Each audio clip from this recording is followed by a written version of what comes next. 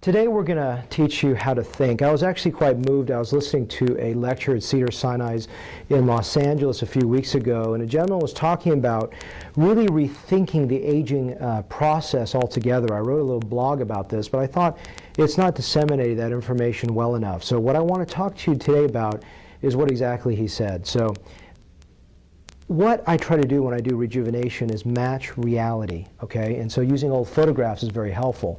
The next step beyond just using an old photograph to make you not look different is actually to superimpose that photograph over your existing face. So what I found with this gentleman's study was he looked at a 60-year-old face and he superimposed it on a female's, or their own self's face at 20. And what he found was very interesting.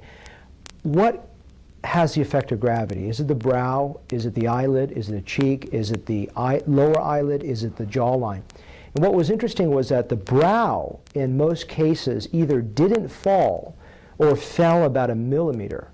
And what was interesting about that is 1 millimeter is almost nothing.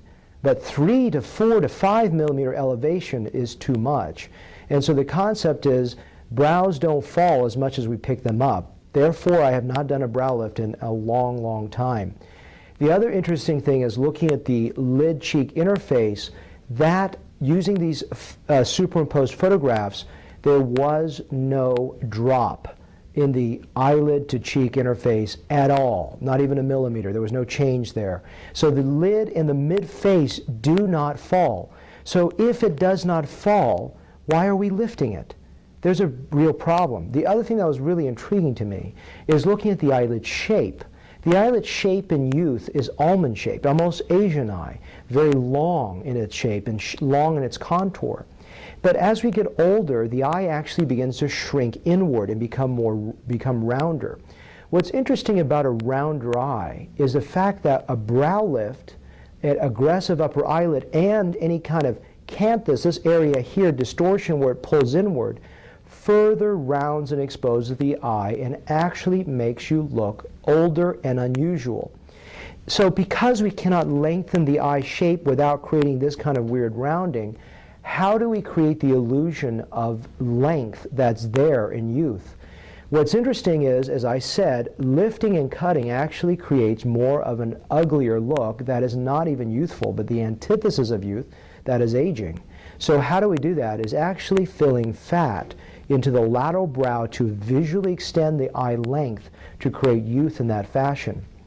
The other very interesting thing was that the jawline, this is going to blow your mind because it blew mine, is that the jawline does not fall, it goes up.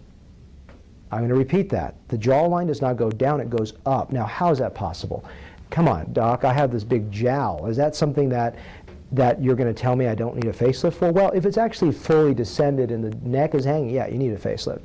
But what was interesting is that a mini jowl is actually there because the jawline has actually retreated upwards and exposed bone.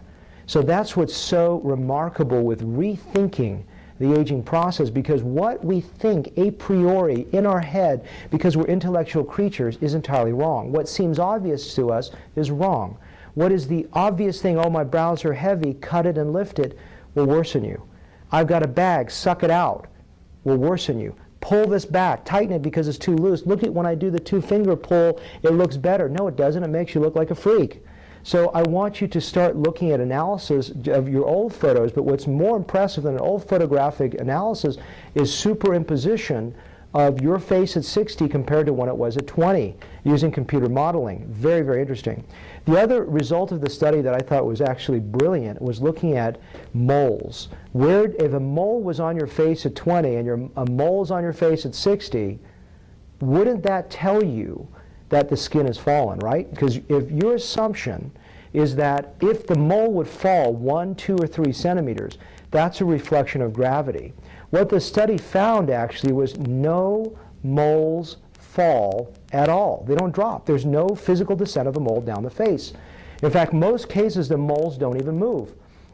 The only time a mole migrates is horizontally inward, because that's the movement of muscle pull, and that's the movement of a face undergoing deflation. So this is all very interesting, is because a lot of the assumptions we have about gravity are entirely incorrect.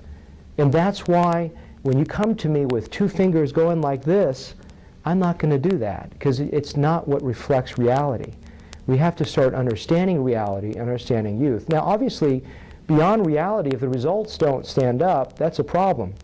But what I've done now is anything from here to here doesn't get pulled up. It looks dreadful. I actually bring back the attention to the eyes by framing it appropriately. So anyways, that was a short synopsis of really rethinking gravity and pulling yourself out of a priori thinking that is actually flawed because we don't know empirically what's in reality.